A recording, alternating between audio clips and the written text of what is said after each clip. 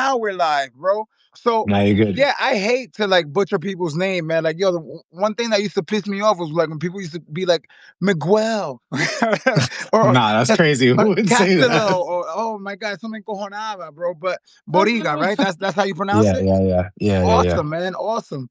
So, yeah, welcome, bro. Thank you so much for doing Yeah, this. thank you for having me, This man. is amazing. And I had so much fun watching your interview the other day with the other gentleman. What's his name? Yeah, Amron, that's my boy, Yeah, Amron, he's a Amron good dude, Gawani. man. I He's a good followed his dude. Yeah, Substack and I was interview and I was like reading it all, and he's a pretty good dude, a pretty intelligent dude. he's a So very solid guy, man. solid dude, man. Yeah. So, but real quick, man, like, give me a small introduction about yourself. Like, I googled you and stuff, but I like for the people to tell me about themselves real quick. So like, you just published your first book. It's been out for Yes. Came out March 2024, so almost 2 years now. It's Victim. oh wow, It's okay, in paperback now. The hardcover came out March 2024, so the paperback came out this year. Um, and yeah, man, I grew up in the Bronx. Lived there for 25 years, and I made a move out to Miami. I've been out here about 10 years now. Wrote most of my novel out here. right. And been writing since I was like 16, man. I've been taking this shit seriously since back then. So journalism, fiction, working on screenplays now. The whole thing, man, just trying to make it happen out here. So Amazing. So, but like now, it's like it's picking up a lot of traction now, right? Why do you think that's so? the novel, Yeah. it's been interesting. It's like, I mean, I feel honestly, I feel blessed, man, because the way literary fiction is these days, you don't really get a whole lot of attention, and things don't stay around that long. So, I do feel blessed in that respect, that I feel like it got a lot of attention when it came out, and it's just kind of kept going.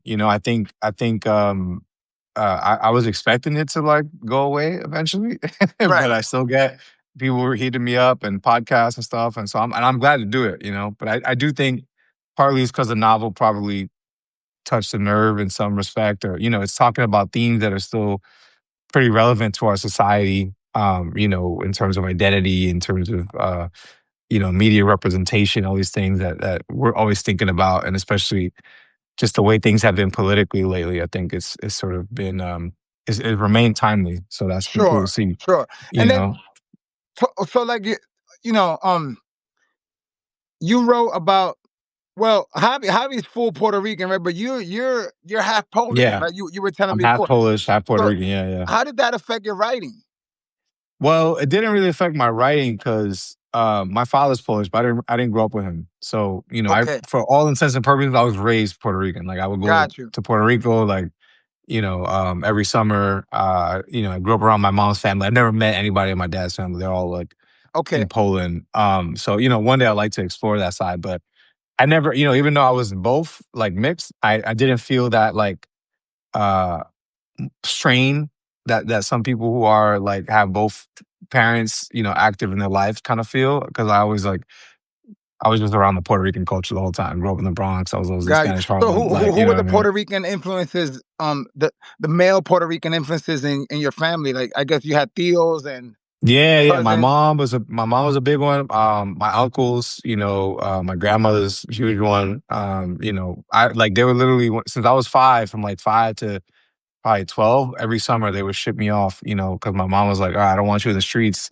So she would send me to Puerto Rico, because the school was out. And so I spent a lot of time out there, man. And yeah, just family. Like literally, we come from a town, Loíza. It's like smaller town. It's becoming more kind of popular now, but back in Right. the 90s, it was not that, it's known culturally there, as the basically center of the Afro Latino population in Sure, Puerto sure. Rico. And how But did they accept you there? Did they look at you as that Norte Americano or were like I you mean, yeah, like Boricua or my Spanish wasn't great, I'm like New Rican, so but got you? I was also with my family, and my family there was pretty well connected, and so we like I never had no problems or nothing. We were always good. But yeah, I mean, I was there's always that weird beef between the island Puerto Ricans and the New Ricans, and so there Always, was there was always. a little bit of that, but I was young, so like you're just like the kid who's visiting his grandma or whatever, and they take care of you, they feed you, So there was a lot of that. It was Got chill. it. All right, man. So let's get into the meat and potatoes, right? Talk to me. When did this? Yeah. When I was watching another interview that it said that you started primarily as short stories, and then you started to connect this at like. I thought that's brilliant, right? Like I have something like that that I'm working on. But talk to me. When did you first come up with the idea of making this book? Like, were you at the end of undergrad? Where did you go to I went grad to school? Cornell. I went to Cornell. For undergrad, I went to Cornell, and I went to grad school at University of Miami. That's right. You told me that. Yes, yes. Yeah, yeah, So, but yeah. like, tell me, when did this book first start to take shape? Yeah. It really started at Cornell. So I was probably a sophomore, and I read. I had always loved literature writing, but I didn't really know much about fiction writing because, um, I had only read sort of the canon sort of writers in high school. Mark Twain, Fitzgerald. Great writers, but like I Right, didn't necessarily read them and be like, okay, like I could write these types of stories. Like their language was crazy and everything was amazing to me, but it didn't sound like my blog. It didn't sound like my family. So I didn't really understand how you even wrote fiction in that way. And I was trying to like basically copy them, and it wasn't really working out. So I focused on journalism at first, but then in my sophomore year of college, I must have taken some course. I don't remember what it was, but they started passing me novels like Junot Diaz Drown, Ernesto Quinones, Bodega Dreams, like these yeah, those novels where I was like, fire. yeah, and I was like, oh shit, okay, like these guys are writing literature, but with the language that I know, the culture that I know. And so Right. that was really the first time I ever even imagined writing a novel. And I think I read Drown one day, and then I stayed up the whole night, like writing. I wrote like 50 pages, like single space and just like neighborhood shit, like family shit, just like wrote it all out. And then took that and started fictionalizing things and figuring, okay, this is the character. Like, how could I make this into a plot? And those are really my earliest stories. And from the beginning, this idea of Javi, this character who's obviously based on me, was born. And then I started playing with him. Geo emerged pretty quickly, and so I was playing with these characters since back then.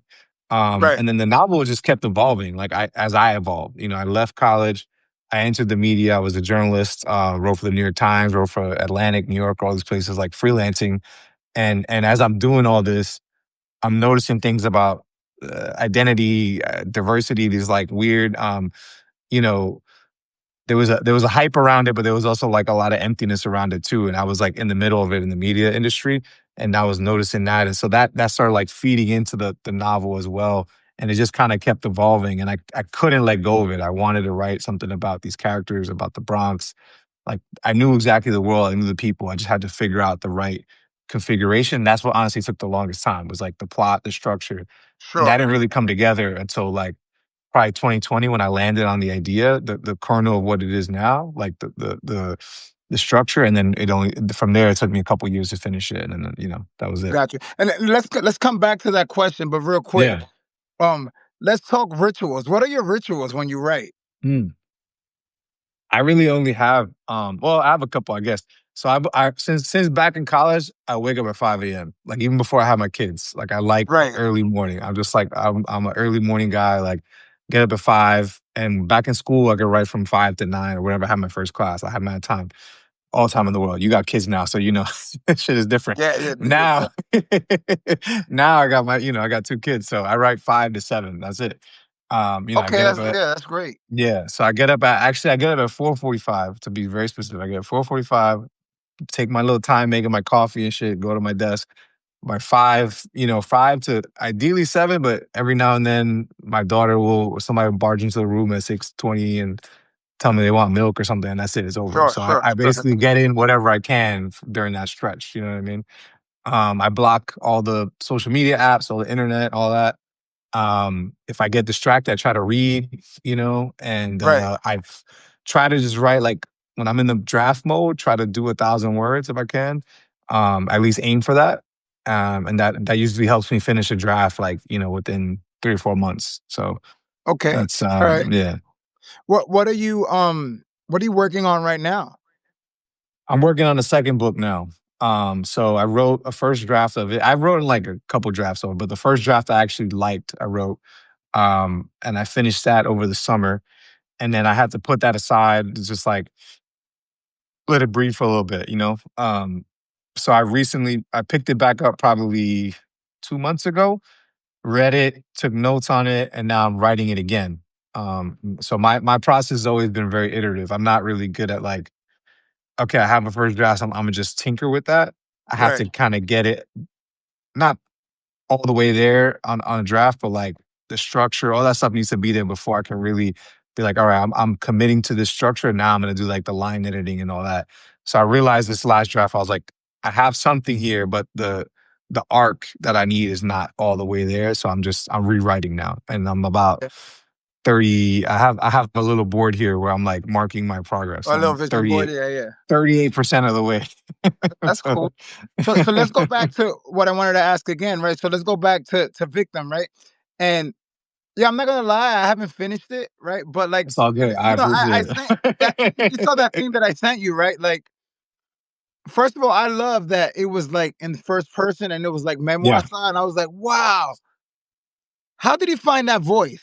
And then let me tell you, like after reading that first chapter, I was like, yo, that's what got me motivated to write that prologue, the one that I sent you and the one that I posted Okay. on my I was like, yo, how did he find that voice for Hobby? Javi's voice came, he evolved. I mean, voice has always been really important to me. And voice, I feel like teachers and stuff, they were like, oh, that was the thing I kind of like had, like, and I Right, think it's just informed by my upbringing and, family culture. And you have it too. I was reading your writing. You got it too, because it's just like you go through certain shit and, it's just, I sure, don't know, it sure. just comes out that way, right? Right, But with Javi in particular, I was working for a while on figuring out how do I want to deliver this novel, and the memoir structure was really important because once I landed on that, I was like, okay, he will um he will speak to the reader as if someone who's already been canceled or who's already sure, kind of sure. had their comeuppance, and assuming that you already don't like him. You're assuming that you're reading this book for the worst possible purposes, to Right, pick right, out right. things that you don't like. So once I got into that mindset, I was like, okay, he's gonna have this like chip on his shoulder as he writes this, and he's gonna have to kind of prove to you, like, I know you don't believe me, but here's the story anyway, right? And that added like an extra layer to the voice. I think that made it a Got you. little sharper because he's like, the whole time you as a reader kind of like, is this true? Or like what you're telling me is actually how it happened? Or are you just pulling another like con on us? And I like that uncertainty. So that was like something I really did work on with the voice and Victim in particular, is like my natural voice, but also like fine tuning it so it's like that So, that like well, what's I like that happening you here. said You that, know what I right? mean? Because then, um, my next question is like, how much is it from your personal memory of like maybe someone close to you, maybe little elements of yourself, and then how much of Mhm. that voice is fiction that you actually had to make up and fill in the pieces here or there? How was that process?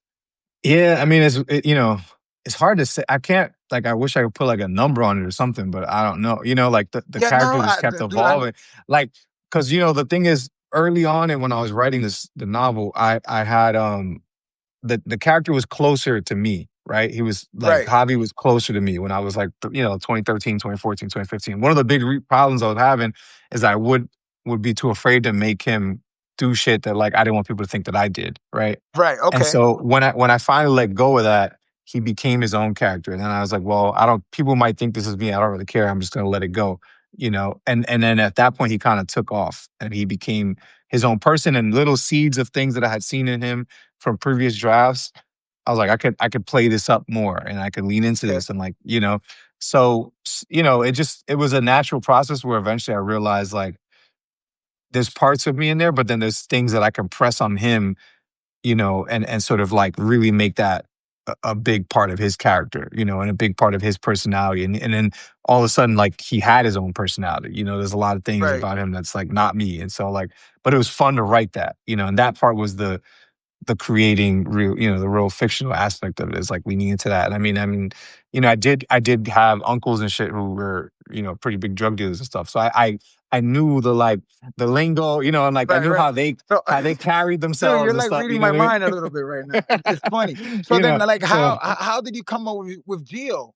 And it was funny because like you Geo, yeah, told me, you was like, yo, like, cause all right, we spoken before already. We were right. talking, and then he was like, "Yo, there's a little bit that reminds me," and I was like, "Wow, how much is Geo inspired by someone that maybe you knew, or how much of Yeah. Geo did you make up? Like, Geo, is it a couple people that are matched? Geo, yeah. Geo is like three or four people in one, Okay, you know, that I think of.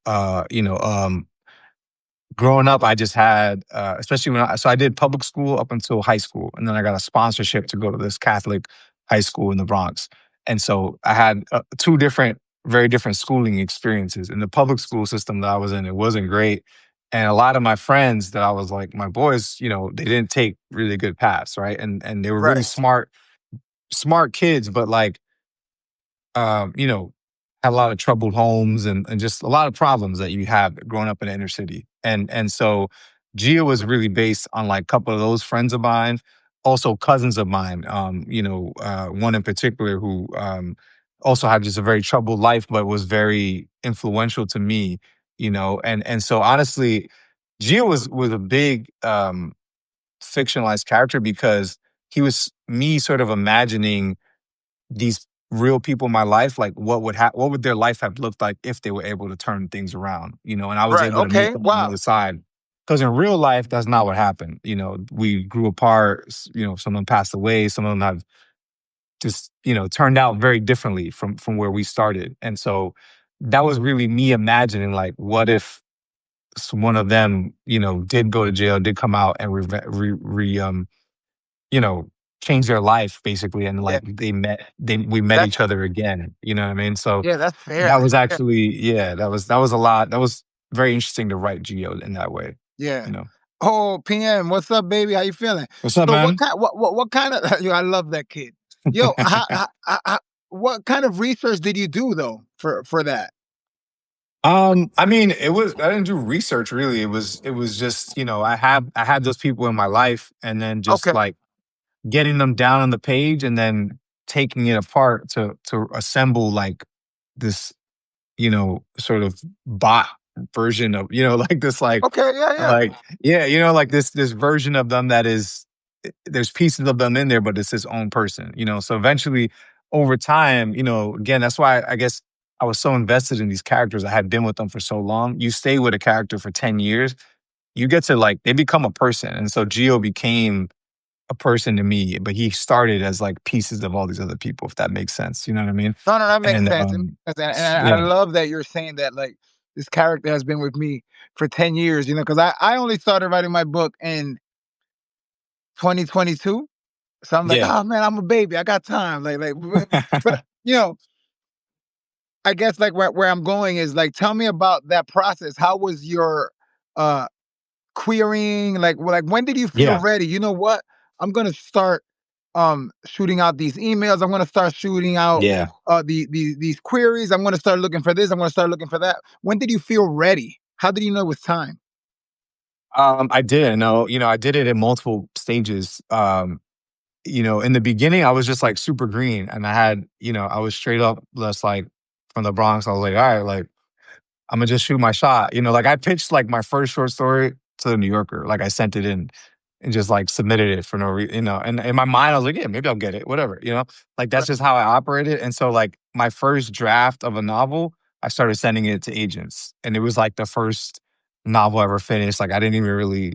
I should have edited it way more. I didn't get as much feedback on it. It was like 120 pages. Like it wasn't ready for that, right, but I was always just like of this mindset, like just shoot your shot, see what happens. You know what I mean? sure. So I got rejected by everybody, of course, but I did get some feedback. So a couple agents were like, "All right, like interesting voice. There's basically no plot. We don't really know what this is, but you have an interesting voice. And that was enough to be like, all right, let me just keep going. So that was probably 2014, and then I tried again around 2 years later, 2016, 2017. The same thing. I got rejected by all the agents, but I got feedback, and I used that feedback to just keep like working on it. I started to meet excuse me, meet other writers, going to book events and stuff, and some of them gave me feedback and try to help me out. And so it was just a learning process until by the time I got my actual agent now, which was in 2019. I had already pitched probably like 30, 40 agents before that and Oh been in wow. conversations Okay. with Yeah. other Yeah. people, because there was a period too where I was writing for the New Yorker and the Atlantic and all these places that agents started coming to me because it was these big publications that were like, "Oh, you're Sure. writing a Sure. novel," and And we you had had to amass conversations. a resume of some sort. Right, and I had a lot of, I've been already 10 years in journalism wise, so they kind of like, okay, this guy can write. So there was a long process of conversations until, by the time I actually signed my agent, I was a lot closer to being finished. I still wasn't done. Her and I Okay. worked on the book for another 2 years Oh after wow. that. Mostly because I had a kid and like a lot of just life shit came up. But Yeah. and so it was a long process, man. But I was querying and like pitching stuff the whole time and mostly getting rejected and just trying to learn from that rejection So process. tell me about that that moment, that day when you finally got picked up by your agent, right? Because from like Yeah. what I'm hearing, and Yeah. again, like I'm a baby in the game right now, right? Yeah. But Yeah. Yeah. from what I'm hearing is like when you're pitching a novel, right? When you're Hmm. querying a novel, they want the novel to be pretty much done, like as opposed to like a Yes. Yeah. memoir. For a memoir, the memoir doesn't have to be all the way done. I guess the agents act differently, you know. But when I hear it's a Hmm. not when I hear people pitching novels, I hear that the novel has to be like 100% done, every period and I dotted in place, right? So Yeah. tell me about Basically. that. Yeah. So when you get trying to get an agent, it should be complete. The novel has to be complete. It won't be perfect. Most agents, especially my agent that I signed with, Danielle Bukowski, she's great, and she was pretty early on in her agenting career when we signed. I signed with her. She had maybe 4 clients or something. But I could see that she was a strong reader. She gave great feedback, and so she took me on knowing that the novel was not like perfect yet. It was getting there, but she took me on with the understanding that we're going to work on it. And Right. and there are agents who will do that. It seems like it might be less now. I'm not sure, but 2019 back then, for whatever reason, we were both kind of early on starting out, and she was willing to work with me, and I wanted to That's work with big, her. yeah. So that was great. And now it's cool because she's really taken off and I'm like one of her earlier people. And so I'm just cool. I'm happy to see her blossom like that. So that's that age. But it sounds like you also talk about maybe a book deal, which is different, the publisher aspect, which is also different for fiction and nonfiction. Is fiction, they will only buy, unless you're like some big shot, they will only buy your complete novel. They're not going to buy it, if it's Got you. halfway Okay. done or whatever. Whereas a nonfiction memoir or reported, nonfiction book, you will give them a proposal, which usually has, I don't know, 2 or 3 chapters and then some Yeah, yeah. outline and all I'm that. working on that, Yeah. but I'm Right. probably I'm very similar to you in the aspect that I have probably about 30, 40 rejections as well. Like I've taken a break and I'm just like, all right, I get the message and I'm just working on my stuff. And I That's opened up the it. Substack and I'm just like, you know what? Let me delve a little bit deeper into myself, a little bit deeper Right. into my work. And I'm having so much fun. Like I'm almost there. I feel it. So then Yeah, man. talk to me about you got the agent, you got the deal. When did you move to Florida from New York? That's something So I feel I'm like has been happening a lot with a lot of people. Yeah, yeah. Well, after COVID, it was like a big wave of people, but I actually came in 2016. So I came Okay. in March of 2016. So even before the election and all that. And honestly, it was mostly my wife is from here. She grew up in Miami. We met at Cornell, and then we were living in New York together. And we come back to visit her family down here. And every time I came, I was like, "Bro, why don't we live here? Like this is way Right. better." Like what are we doing? So that was a big reason, and honestly, it was very practical, bro. Like I was living in New York.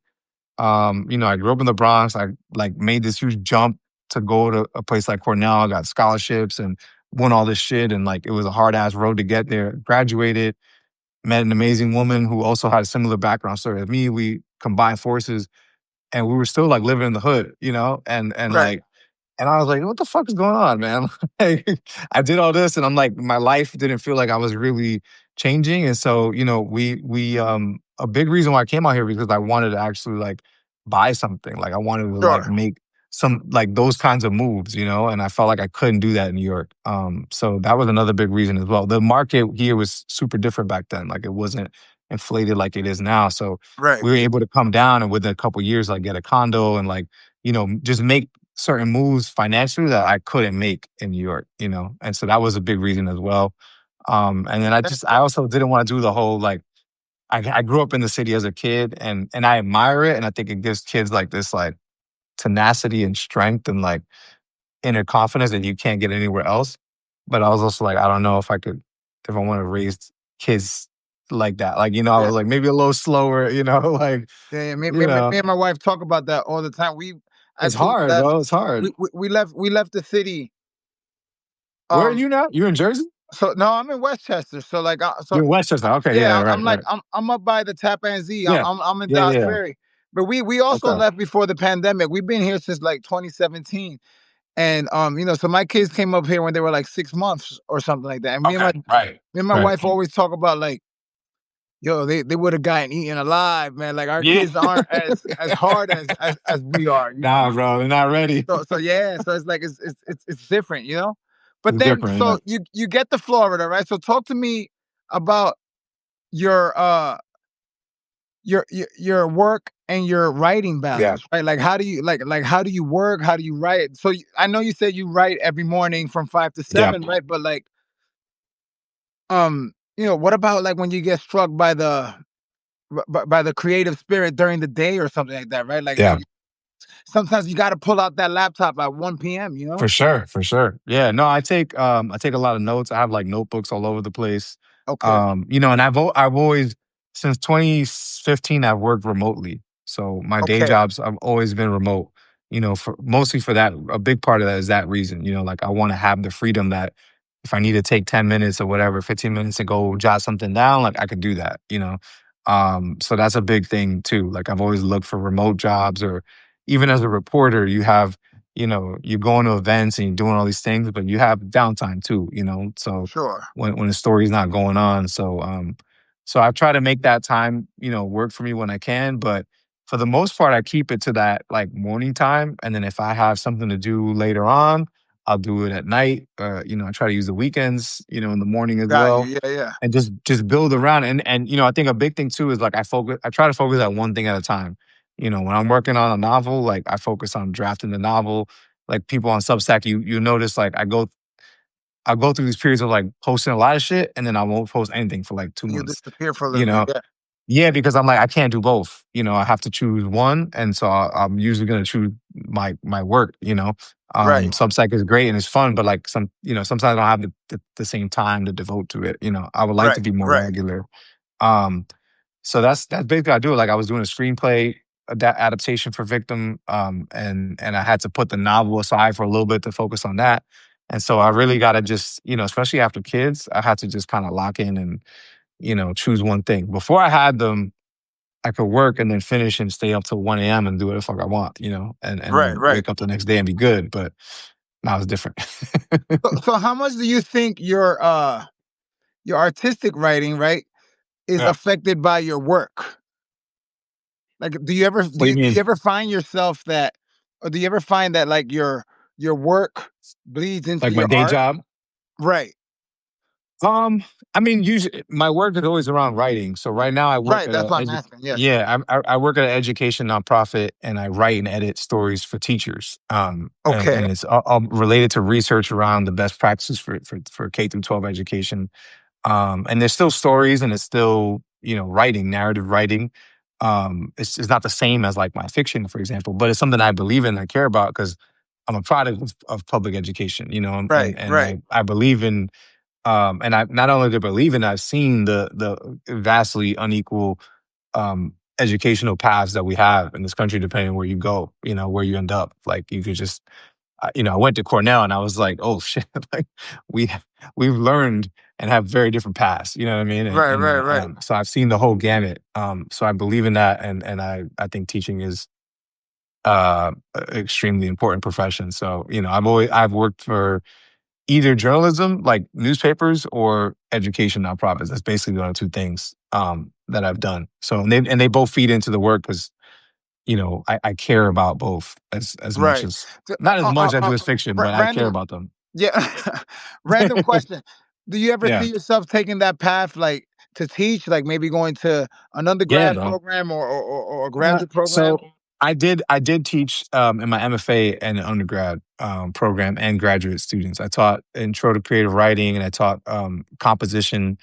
And it was cool. It was University of Miami. They were great kids, but at the same time, I was actually teaching in a prison in Miami, and Oh I was wow. teaching intro to creative writing I was probably like 20, 30 guys, and I did that for about a year, and that I loved way more Right. because not only did I feel like I was connecting with those guys in a different way, just because of my family, people in my family, my friends, and like I could kind of understand them in a lot of ways, but they were just so eager to learn, bro. Like they Right. were Right. like Right. as a teacher, it was the best, man. Because like you ask the question, it's like 30 hands go up. Everybody wants to talk. Everyone wants to Right. participate. You know what I mean? Whereas in UM, it was like I was pulling everything out of these kids, man. They didn't Right. give a Right. fuck, Right. bro. They Yeah. they No, it's drove off in different. their It's so Porsche at the end of the different. day, like they don't care. And so it was just harder. And so my It's I told rewarding. the lady who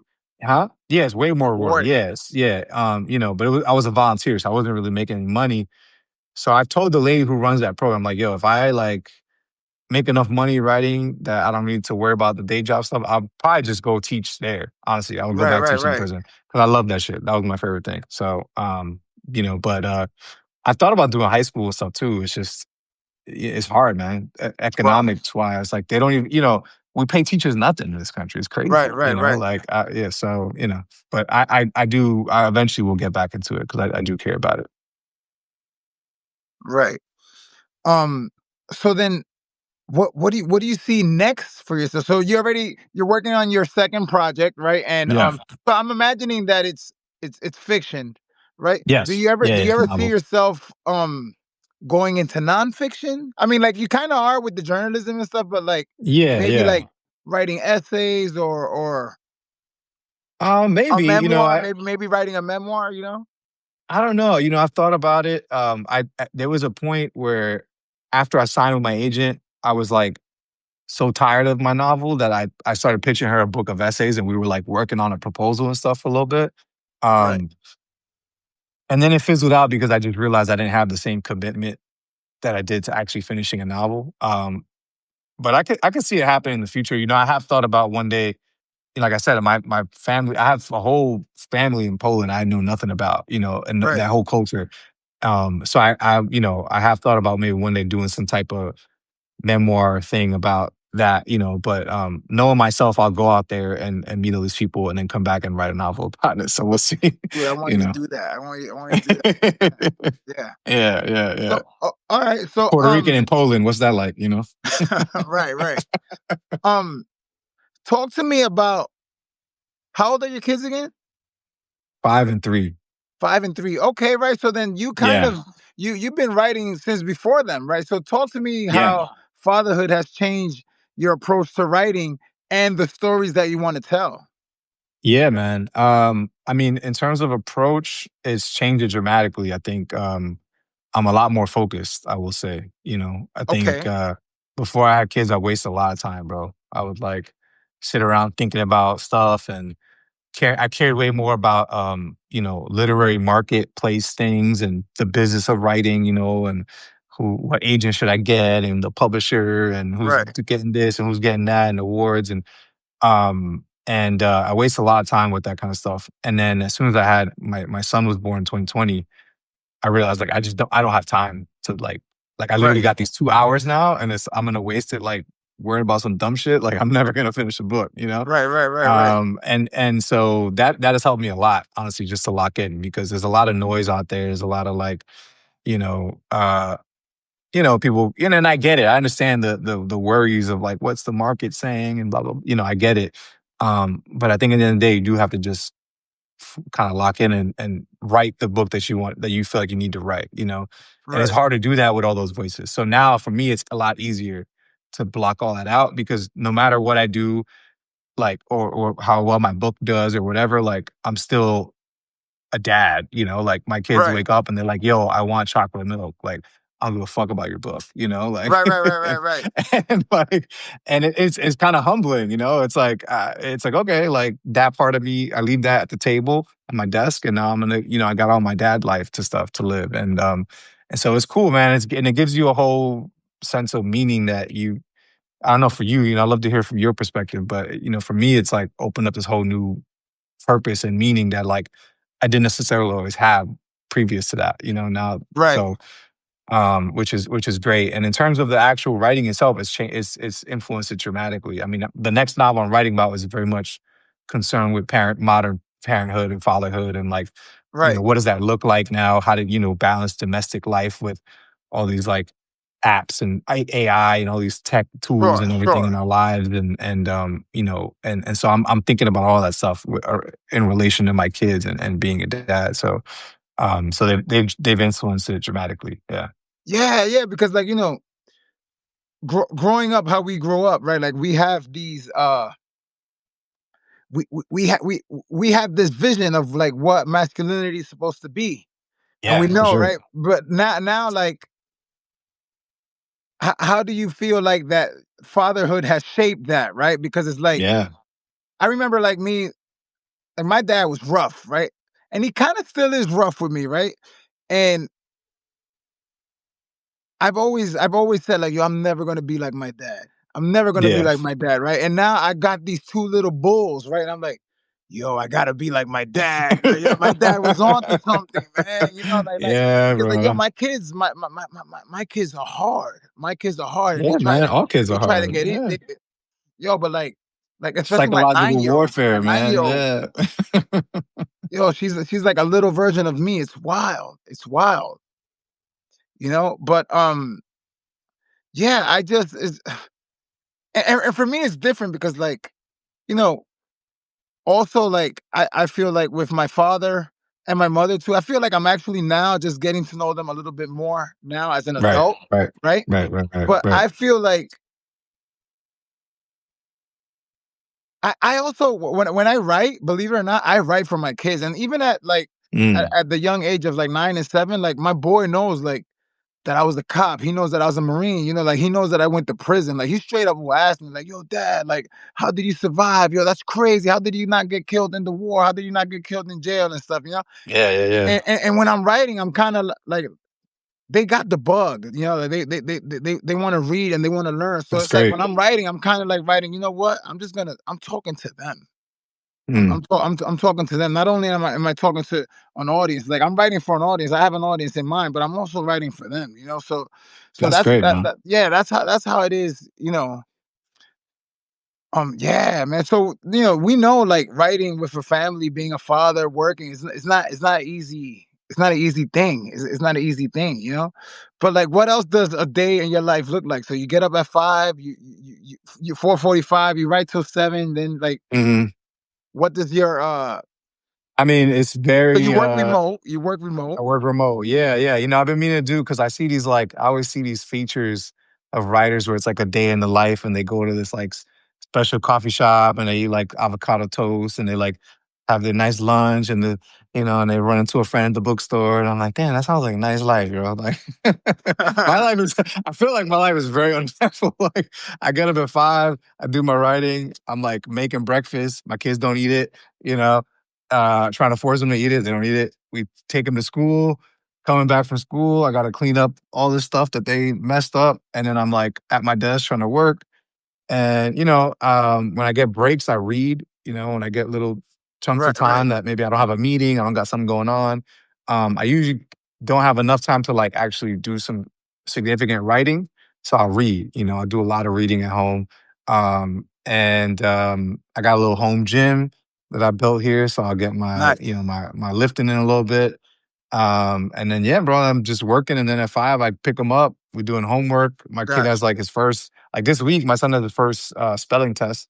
So most of Oh, my the spelling afternoon bee. has Yeah, yeah. been, That's classic. yeah, Yeah. he got his home, so my afternoon is helping him with his like studying for his spelling test, and like he got homework and stuff. He's Right. in kindergarten, so Leticia. it's Yeah, one second. Yeah, What am I we reading? got Oh, to the hey, feature. what's Don't up? worry. I texted That's Angie my before, homegirl. so wait. Let's answer. No, I get it. I get it. But let's So like I texted you before. I showed you what was on my Yeah. nightstand and stuff, and that's actually like one of my clients who's also, she's a writer and stuff. Her one question that she likes to ask all of her people, like, what's on your nightstand right now?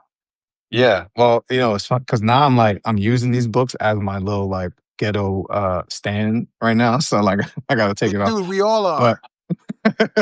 so I'm reading this one right now, which is really good. It's called Attention Span. It's actually a nonfiction book, and Okay, it's about just like I've been like obsessed with the fact that we don't have an attention span right now. Like that these technology companies, like our sure, attention is warfare on attention span, bro. Like we're just right, like everything has a ping, has social media. Like I was sure. in another interview recently, and like I was telling the guy, like I installed like Ring cameras in my house, and Ring has like social media.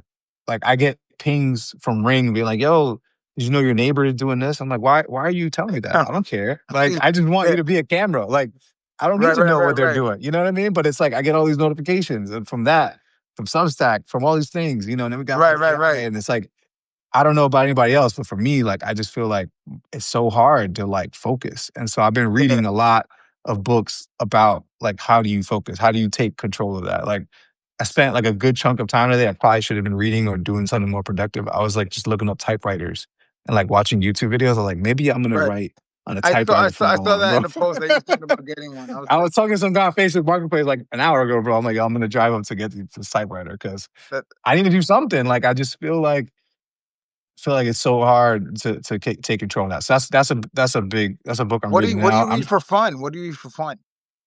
I mean, for me, that is fun. Yeah. Okay. Okay. To me that's fun. Like to me, like I kind of just go where my interests go. So for whatever reason, I'm on like a nonfiction kick right now. I'm reading this other novel that I read the New York Times review of it. It's called Exiles. Mason, I don't know, say That his looks like last a, name. a YA book. Yeah. Cole. Well, yeah, no, it's like a sci-fi, I guess. I don't Okay. know. But it's, my so the novel I'm writing about has a lot of it has like a humanoid robot aspect to it, right? And AI and all this stuff. So I've been reading a lot of books in that space to understand like how are other people doing this. So that's partly research, but also I picked a book that like I started reading the first two pages. I was like, okay, this is pretty fun. Um, oh wait, so my internet is unstable. Can you hear me? Yeah, I hear you loud and Oh, you clear. good? Oh, okay, Yeah, good. I All see right. you well as well. Okay, good. And then I was blurbing a bunch of books. I've been sending a bunch of books, novels for blurb. So I had like 3 or 4 that I did in a row, and I'm doing kind of my last one now before I'm gonna just like shut it down for a little bit until I finish my draft because that also takes time as well. I try to actually read the books like and blurb. I know some people just like don't read the book, which I'm Right, like that's right, right. crazy, because I'm gonna put my name on it. Like I gotta at least read it. So there's a book I'm reading now, which you can't even see the cover, but it's actually pretty good. It's called Black Bag by Luke Kennard, and I think it comes out next year, March 2026. Okay. And so, they sent me that for a blurb, and it's actually very interesting. It like concerns some weird psychological study that is happening, and the guy's part of, and he's not supposed to be part of the study, but slowly becomes like a character in the study. And it's pretty interesting. It's like satire. It's kind of right up my alley. So All right. How do you um how do you handle that? I messed up my whole orientation here. Oh, dude, that I'm like, I'm trying not to move my desk. I know. Yeah, it's I like, know, bro. I need, and I'm I've been actually, doing these things for like 2 years. I should have probably bought a stand by now, whatever. But bro. like, I know, I got a little stand on top of books. It's hilarious. I just, But yeah, like, how do you handle that tension between being an artist and a provider? mm. um, for me, it's not much of attention because I'm like, I have to be a provider. Okay, Like to me, okay, I like that. that's why I have a day job. Like I always have a day job. Like I've never not had a day job. I've worked since I was like 13. I've Right. always had jobs. Same. And so yeah, I figure you the same, so it's like, that's just like part of it, and especially now I have kids, like they need healthcare, like my daughter's daycare's bill is crazy, like, so to me, um, it would be great to just like only write and like live that like only writing lifestyle. Like I see it and I'm like, Right. oh, that sounds cool, but I'm just not in that position. I don't really have I like family same, money. There's no like it's me. That's it. Like same. you Yeah. know. So like I have to provide. Right. So that always comes first. Like that always comes That's first, that, that's something that and I then always tell fellow artists, man. That is like, when finding a job, you have to have a job that allows you to feed your passion. I'm very lucky exactly. that I have a job, um, and I have a place that's safe that allows me to do my thing. Like I even I'm constantly in the gym. Yeah, And yeah. I gotta go see your gym, man. if I'm not working with a client, I'm like in the corner of the boxing ring writing on my computer, or in my I love notebook or that. whatever. Like I get in the corner. I'm online all the time writing. Blah, blah, blah, blah, So I'm very happy that I have a job that allows me to feed my passion, and to take care of my passions. Yeah, it's true. So when your kids are older, right? What do you hope that they take away from seeing you as a writer? Like seeing you as a writer and a father. Yeah, man. I mean, as a writer, I just hope they think like I want them to do whatever it is they're interested in doing. Like to me, like being an artist was some crazy shit to my family. Like Right, they didn't really understand it until I had a book out and like they saw people buying the book.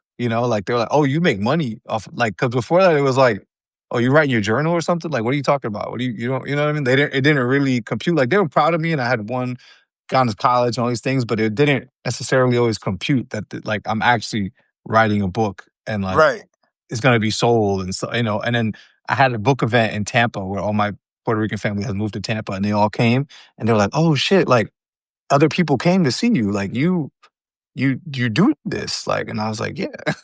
you know? And so I think that was kind of but that was kind of a not a it was a hard concept to grasp. Like we don't come from that kind of there's no like artists necessarily in the family. And right, so right, for right. me, I want to, if that's something they want to pursue, like I want to open that door for them if that's something they're interested in. Got you. My son loves to draw, for example. And I'm like, bro, you want to, if he wants to do something, go for it, man. Like Right, he at right. least be like, well, my dad was an artist. My dad was a writer. Like, and to me, I would meet kids like that in college. And I'm like, damn, that's cool. Your dad was a writer. Like, like Yeah, so I could be that dad, like that's dope, like yeah. that's what I I, want. I, I And can my still wife speak is and hear you, by the way, okay, good. Yeah, I know. I because keep it, saying cause it, sa- it unstable, says that but I'm losing you, but I can still hear you. yeah, yeah, yeah. Yeah, Um, y- that's dope. That's beautiful, man. That still blows my mind away, though. Like when I hear my kids, when people ask them, like, "What does your dad do?" and they're like, "My dad's a writer and a boxing trainer." I'm like, number one, that's a weird combination, but like that's also cool. Like, that's a cool combination, man. yeah, That's yeah, a dope combination, yeah. you know? So I'm getting everything into perspective and stuff, right? Was there ever a time when you um were just like, it's so funny. I'm asking myself, and also, I just want to say that, attention span and all this stuff. I've always been like this since before phones and apps. Yeah, yeah, yeah. All right, So, hey. like, yeah, like I've been You're the boxing since I was OG. 14 years old. All right, so like, Well, there yeah. you go. But was there ever a time, especially like, and I'm thinking about that meme, right? That says like, "Don't quit," right? Like that guy who's Yeah, like so close to finding a diamond and he quits. Like, was there ever a time that you were like just getting rejection after rejection and you were just like, yeah. "Oh, fuck it, I'm done. I'm gonna do this full time." Was there ever a time that you had that? Nah, nah, man. Yeah, that's beautiful, right? Never, never. Yeah, I made a decision when I was 16. I was like, I'm gonna do this writing thing. That's it. And I've right, never looked back. Like, I had teachers tell me, like from when I was probably fourth to fifth grade, they're like, you have an interesting talent with, you should try to do something with this. And then and every school I went to, and they weren't great schools, but there would always be one teacher who would pull me aside and be like, you should like do something with this. And it wasn't until I was in high school that I was like, I started to believe him. And I tell a story a lot, but before I said I wanted to be a writer, I kept saying to everybody I want to be an engineer. And Okay. I had no idea, but I didn't know shit about engineering. Literally, there was one kid who went to, I don't think it was in my high school, and he had a house. And like he was like my only friend with like a house. And he took me to his house one day. I was like, damn, you have a house. That's pretty dope. I was like, what did your dad do? And he was like, my dad's an engineer. And I was like, shit, I'm gonna be an engineer. Like that was literally my thought process. That was Right, it, right, you know? And then I like started to understand what an engineer does. And I was like, oh, okay. Like and the science and all that kind of stuff involved. And I was like, I cannot be an engineer. And so, right. I just like, what else can I do? Everyone keeps telling me I'm good at writing. I like to write. I like to read. And I just made that decision and I've literally never looked. I've only written. I've never really done any other. I mean, I Wow, was like wow. bartender and stuff like that, but make That money, don't but count. that's about it. That Yeah, that don't don't count. Like not yeah, not for real. You know what I mean? Like, right, right, right, um, right. that's all I've done, and so there's been times with like before my book came out, it was like this might never get published, but I never thought like I will never stop writing. I was just like Right, right. I'll write something else eventually. I'll just and I tried to quit that book many times, but then I just kept coming back around to You it. come back to it. That's right. Yeah, yeah. Yeah, You come back to it. I yeah, mean, I remember when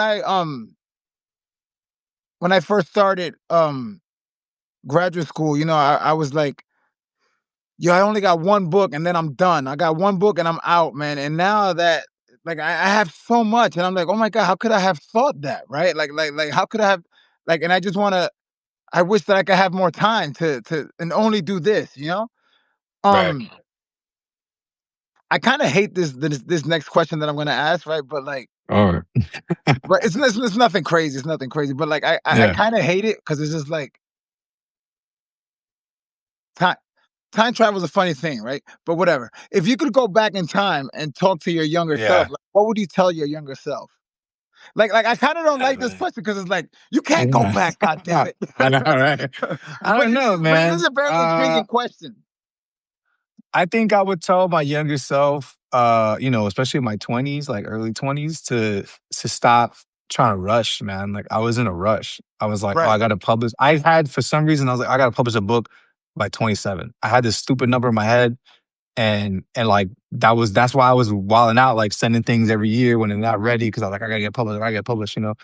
And I don't understand where that came from or what, but it made me focus less on just writing stuff that I was proud of and that like was what I felt I could do the best in that moment, and learning and growing and just reading and trying different shit out, and like focus on the like again the business aspect of writing, like trying right, to line all that up when I was way too young and new to be doing that. I need to just focus on like developing my craft. And right. so I would probably say that, but just I really have no regrets or anything. I had to go through the path I had to go through. I really do Right? believe is you Don't got to we just all? go like you. That's why I respect you, man. Like you've gone through some crazy stuff, and like now you're on the other end, like trying to write your book, and it's like some Yeah, people no, got to go through that path. it's a beautiful You know? thing, man. It really Yeah. is all about the journey and not the destination. I know that sounds a little bit corny, but it really is all about the journey, man. And I think now that I'm learning to slow everything down and absorb all of these moments, I'm like, man, because I'm never gonna have these moments again. Yeah. You, Yeah, you, man. you know, so Yeah. so I'm learning it, and at the same time, in doing that, right? Like I'm learning to um produce more quality work. Mhm. So it's a beautiful thing, man. Yeah. And then what what advice would you give right now to like a young kid in high school, a young kid in writing that in college that wants to write? Um, I would say read a lot. Read as much as possible. Read everything. Read not only the stuff you're interested in, but like the stuff people tell you you're supposed to read, the trashy stuff, like read whatever you can get your hands on because like reading is the most fundamental aspect of being a writer, in my opinion. Um, and and focus on challenging yourself, focus on like, okay, I've never written a short story. Let me write a short story. I've never written a novel. Let me figure out just, let me just Right. write it, not without any expectations, just to write it, just to learn from the process, like go into things with no expectations. I think there's a lot and I know because I did, I told you I did it myself. You go in with expectations of how this is supposed to look, how it's supposed to turn out. I'm gonna do X, Y, Z, and then boom, I'm gonna get right off into the sunset. And it's like just like enjoy the process. Like try to make shit that is interesting and cool to you. Learn from it, grow, like keep developing it, and then you will eventually kind of get to where you're supposed to be. You got to have fun on the process and like just challenge yourself to do new Right. things that you didn't maybe think it was possible. So yeah, that would be my two biggest things. Nice. And then speaking of challenging yourself, and I think you were saying earlier that you were doing a little bit of screenwriting, and you don't, Yeah, dude. I've gotten into screenwriting right now, and I'm falling in love with this process. You don't have to answer this question or whatever, but like, yeah, are you in the process of adapting Victim? Because yeah, yeah, I can yeah, totally see that going in yeah. that direction. You know? Yeah, no, so I'm working with a screenwriter, and we signed up to just work on a spec script together, a feature. And she has a lot more like industry experience than I do, and writing experience. So, we were meeting on Zoom, we were outlining it. Now we wrote the thing. It's like way too long, but we wrote it, and so now we're like trying to cut it down, and I'm learning that whole process. I think Yeah. it's cool. It's a new format for me. I think there's certain things about it that like I'm naturally kind of good at, like dialogue. I can do because I like dialogue and I can do dialogue well. But then there's a Right. whole like mechanical aspect of like how you set up a scene, and like I still think when I'm writing that you can be inside the person's head, but I'm like, oh wait, I have to only show you what you can see on the screen, right? So that's a Right. very Right. Right. different Yeah. way to think It as a took me a writer. long time to learn. Like, if you Yeah, can't it's do it, hard. don't It's write it. hard, bro. Because I'm like writing these scenes. I'm like, wait, I can't do that because like you can't see him think. If you watch him think, that's gonna be the worst movie ever. Like Right. Right. Right. you Right. just so you gotta like, how do you bring all that to the forefront and like show an audience? So it's been really interesting, and I feel like it will. It is creeping into the fiction too because it's just like you don't necessarily write a novel thinking like, how can I make every page exciting or like, throw things in there to keep people watching the screen and in their seats. But in a film, you kind of have to like, it can't be slow. It has to have like pace, that pace and momentum to it. So it's interesting. It's a definitely interesting process, and we'll see what happens. Now. I would love to see it as a movie. Yeah. No. No. We'll So see what would I. happens. So would I. Yeah. Yeah. I'm gonna try to finish it this week. Yeah. Um. Yeah, man. Wow, man. This hour really flew by fast. Yeah. I know. Shit, we got an hour. It's crazy. It's been a lot of fun. But all right, so last question, right? What's one thing that you hope that your readers um will carry with them, will take away from Victim? I think I hope that it makes them think more about like what um diversity is like a very controversial big word now, and it's like, what does that even mean? And what does it mean? I think to I guess I would want them to think, what does it mean to value someone's individuality and however they express that, however they, despite however they look or whatever. Like, can we just appreciate people for like the weird, nuanced version of them that they are, and maybe do a little less of the like posturing that we a lot of is happening. You know what I mean? Like there's a Right. lot of that, and like how do we just not think of people as like representative of some large group, but just like an individual, and think of stories in that way too. Like a story doesn't have to be like the Puerto Rican story or the Latino story or like the Bronx story. It's like my story. It's Andrew's story. And then Right. there's some Right. kid who could have grown up in my building with the same block and wrote a very different story than my Right? story. And those are both like valid. And it's like that, and that we have that diversity, that is to me beautiful. And Yeah. so yeah, man, but I don't know. Mostly I want people to have a good time. I try to write in a way that will sort of make people laugh, entertain, but also make you think a little bit and ask some questions, and package that up in a way that will you know hit some people. So Right. Yeah. That's it, And man. where else can people follow your work? Like, so, all right, so we got 22 people here, guys. And if you're not like one of Andrew's followers, and if you're one of mine, please follow him right now. And I believe there's also a link to your Instagram here on the Substack, right? Which is at Body Rights. Yes, yeah, Yeah, yeah, yeah. make sure you follow him there. Do you have a Uh, website? Does the book I have have a a website? website. And where can they I have a find your book? website.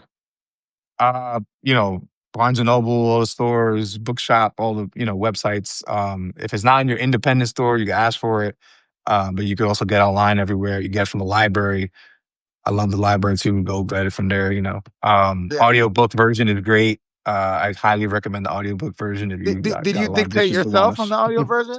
No, absolutely not. No, thankfully, no. There was a great actor they had, who's a dope ass guy from Miami, Anthony Sanchez, and he did a great job. And so he won like awards for it and everything. Like he was just a fucking kick ass actor, man. So I highly recommend the audio version because he like nails Javi's voice perfectly. Nice, nice. Brother, yo, I appreciate this, man. This was like Yeah, man. this was so much fun, man. Like, just two dudes nerding out. Like it's funny because I always say nerding, but yeah, but I'm like, yo, I'm not a nerd, bro. I'm a killer. But but like, just talking about You can be writing and the both, bro. You craft. can be both. You can be I could both. talk about this for hours, man, even though my brain gets locked sometimes. This was tons of fun, man. Yeah. Yeah, no, but thank you for doing it, man. And I think you're doing some great work, bro. So I'm Yeah, looking yeah. forward to all that's Yo, about bro, to come for you as I'm well. still learning, man. I'm still learning. No, but And you got the attitude, man. You got the right attitude. That's all that matters. Like you just dude, stay oh hungry and yeah, yeah. just stay All right, on it. we'll stay for like an extra minute or whatever. Because a question I forgot to ask you: Who are your influences? On my influences. I mean, some of the people I mentioned earlier, Ernesto Quinones, Diaz, Yeah, I Theory read all those Mas, guys. Yeah, like they're dope. Yeah, down these mean streets. When I read down these mean streets, like, yo, Dee this was some Thomas. badass shit, That bro. killed me. Yeah, yeah. Like I was like, okay, I read all that stuff like Man Child in the Promised Land, Right, right, um, Paul Beatty is a huge one, in terms of satire, White Boy Shuffle. I read that. That right, was right, like, right, right. okay, he was doing something that like I was merging this like street style with this like high intellectual style, like in a way I had never seen before. Um, uh, yeah, there's a lot of people, man, but those are some of the big people that come to mind. Just like got into me And, young, and I was like, all right, I could and do it with who my do you voice. like now that's up and coming? You know, um, I'm a big fan of Harold Rogers, who's on here on Substack. I think Oh you know yeah, him, yeah, right? He's a yeah. I boxer met too. Harold Rogers, man. He Yeah, came yeah. up to my Harold's a school cool ass talk a couple dude. months Yeah, ago, and he's yeah, also a yeah. boxing trainer. And he's a boxing trainer, and Yeah, he just yeah. be writing his weird shit, man. He don't give a Yo, fuck. He just out here I love writing. him. I love him. Yeah, yeah. I love that energy, man. I love that energy.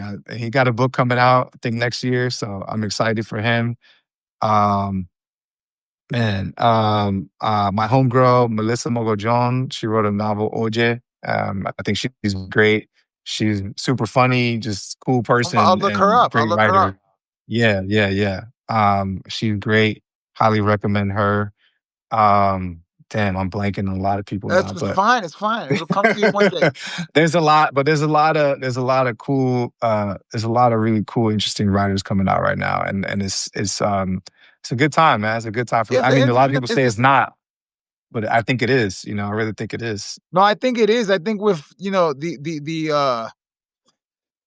the success of Substack and the other no pun intended, the other mediums out there, everything's happening like the way that it's supposed to be, and people are able to come out and find a little bit more success and accessibility to audiences and stuff. So like, the only winners, the big winners are us, the readers. Yeah, It's man. a beautiful I time to be think alive. it's a lot of people like the whatever the previous versions of this look like. In terms of publishing in the 80s, 70s, 80s, 90s, it looks obviously very different from that. And so in some ways, opportunities have left, but in a lot of ways, there's a lot of new opportunities. Like for us to even do something like this, we'd have to get some cameras and TV people Sure, involved sure, and get some sure. permission. And I got to ask my people, And I was like, "No, fuck it. Let's just hop on and have a conversation. Whoever comes, come." I Like, love and you this. and I you could love do this. that. Yeah. You could do that, and that's like a tool that we have now. We have Substack, we have YouTube, we have all these things to get out there. So it's cool, man. I think you got to just, we come from a hustler background, so if you have that Dude, in you, yeah. you could figure it out, and that's great. It's not that hard.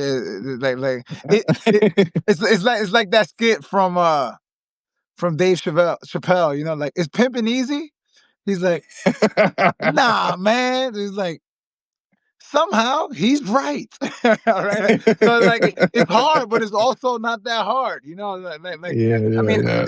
just going back to the thing you said earlier that you knew, and you've never been at that point where you wanted to quit, like you just Nah, if you know, you know, you know? yeah. Wow, Andrew, this has been great, man. This has been beautiful, brother. I had so much fun. Thank you so much, Thank guys you, who are man. still on. Make sure you follow him. Make sure you get his book, brother. And we'll do this again in the near future. Yeah, when your book comes out, I'm gonna interview you, man. Yeah, no So doubt, let's no go. doubt, man, brother. And I wish you, I wish you all the success to you and your beautiful family. You're doing it, man. I'm so happy for Likewise, you. man. Yeah. Likewise, brother. I'm All gonna right, hit you. brother. I'm gonna hit your gym one day, man. I'm gonna come through New York. Yo, Let's whenever go you want, you let me know. Like, hit the I bags or got it. something. I got you. You Yeah. know. All right, All brother. Te right. me cuida. Peace. Love you. All right. Later. Peace, bro. Thank you, everybody. Thank you, guys. See you soon.